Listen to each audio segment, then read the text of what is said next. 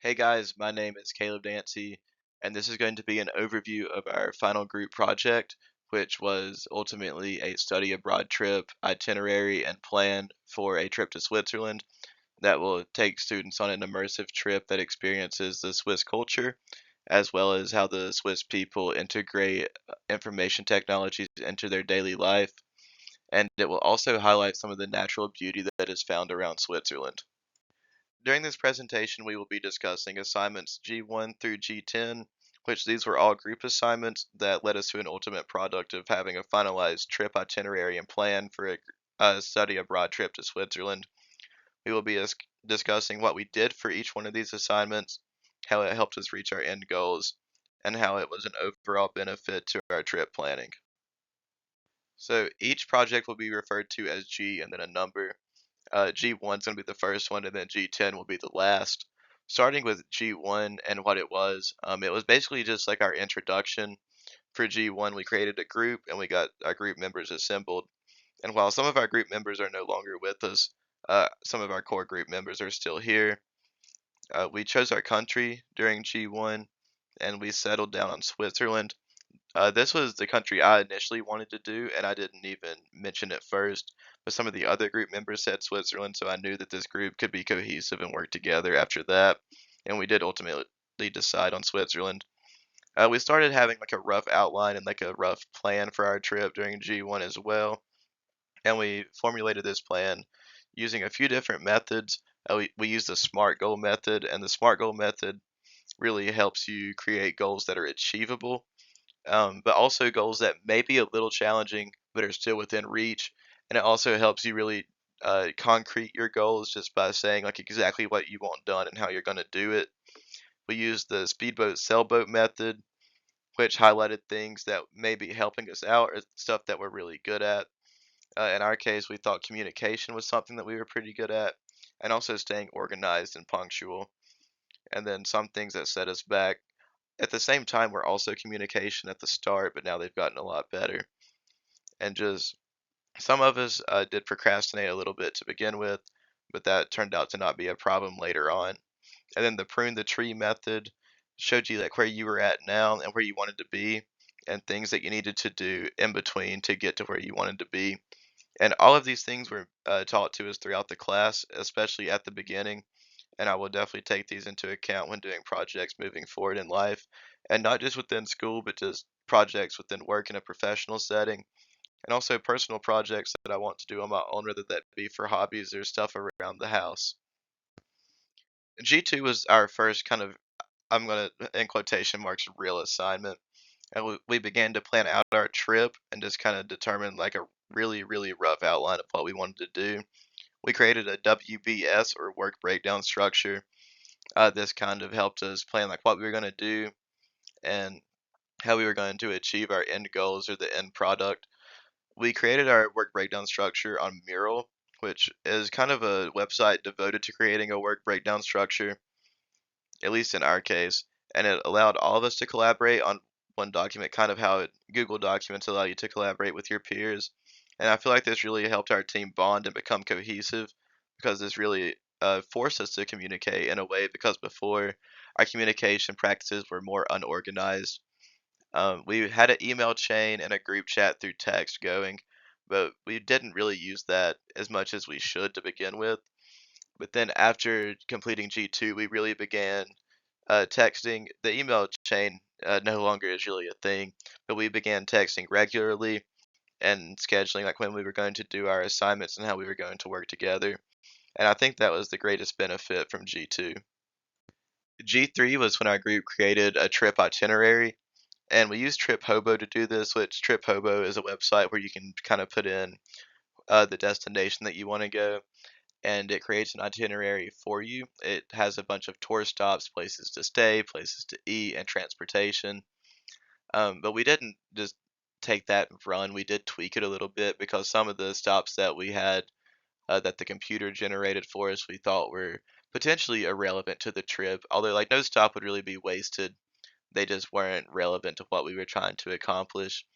So we took some of the stops out, but then we added some stops of our own that would help us experience culture within Switzerland, And we also had the goal of learning about some information technologies, especially AI technology within Switzerland. And we created the itinerary just so we would have a concrete plan. It was day by day, everything was mapped out, kind of even down to like the time that we would do it, not necessarily something specific like 9 a.m., but just morning, evening, and night.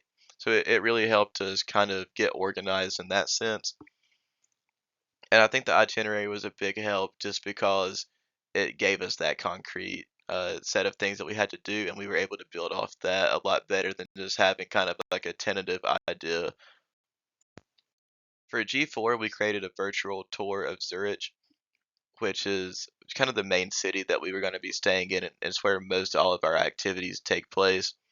And I think that this, at least for me, really set the project to life because it was no longer just words or a picture on a screen, but it was actually like a 3D bird's eye view of where we were going to go. And we stopped at every single stop in our itinerary during this, and it just kind of, I guess, brought the project to life, is the best way to put it. And we did this to visualize the project. Like I said earlier, it really just took something off of words on a Word document and made it real. We kind of got to see what a real student would experience if they went on this trip. For G5, we moved away from Google Earth like we used in G4 and went to Google Maps, and we used a street view and walked down the streets to create walking tours of Zurich, and I also created a walking tour of Murin. Zurich is a really historical town, and there's buildings there that stretch all the way back to the 10th century or potentially even earlier. And I walked around the Grossmünster, which is a 12th century church in the heart of the town of Zurich, right on the river. And this showed how many people were around the church, and that really kind of highlighted how important this was to the culture there. And it also highlighted some of the architecture of the church, which showed how like the city has progressed throughout time because it is quite literally 800 years old. And then my other walking tour was in the town of Murin, which is a ski town that's only accessible by rail car. You can't even drive there from any place within Switzerland. And throughout this walking tour, you got to see the base of the ski town, which had a lot of quaint little ski shops and some cafes. But then at the top of the mountain, there was a cafe and little souvenir shop, and it got to walk around there as well. And an interesting thing about Murin was that some of the James Bond movies were filmed up there, and there was a lot of stuff pertaining to that. There were a lot of like infographics and signs, and even some wax figures of James Bond himself up there. And it was really cool just to see that on the walking tour because it put you in the shoes of a student that would be walking around. And I think that it really kind of helped put it to life as well because it puts you like in like a firsthand perspective of what a student would see if they were to go on this trip. As for myself, I think G6 may have been the most meaningful assignment for us, although it didn't pertain to the study abroad trip as much as a lot of the other assignments did. It just taught me a lot about uses of technology that I'm definitely going to bring with me into the future, whether that be in college or in a professional setting. For G6, what we did is we all watched different videos about drone applications, and then we hopped in a Zoom meeting with our group members and we discussed them. My video was about the top 5 uses for drones in the business world, and the other group members watched a video on how drones were used in agriculture. And one interesting connection that we made was out of the top 5 uses, the number one use in my video actually was drones for agriculture, and it was highlighting how they can help spray pesticides or even seed fields, and they can do this up to 20 times faster than a human can, and that is a human with a tractor or other piece of farm equipment. And then their videos were talking about roughly the same thing at the end. They were talking about just how more efficient drones could be and how they can save time and money in the long run for farmers, and how it can lead to a more sustainable agricultural industry. And just forming these connections with my peers really helped me learn how to form connections with peers because I've never actually met these people in person, as this was a fully online class. But it helped me really learn, almost in a way, how to network with other people. And then after our Zoom meeting was over, we used their cloud-based transcription service, which took all of the words that were said during our Zoom meeting and it put them into a Word document with timestamps, and it even had like each name of the person that said them. And I was completely unaware that Zoom had a service like this. I actually didn't know that there was really anything like this anywhere, not even just on Zoom. And it's definitely something that I'm going to use going forwards because looking through our conversation that we had about drones, I was able to highlight some things that we talked about that really stood out to me in a way. Is some of the pieces of the conversation that I was really immersed in kind of flew over my head during the conversation, but going back and looking at the transcription really helped me just look at some of the things that we discussed that were really important to the conversation but were overlooked. And I'm definitely going to use the transcription service going forwards. I'm going to use it as I'm completing my degree, but also probably in a professional setting, as my degree is in cybersecurity and a lot of our work will be done remotely.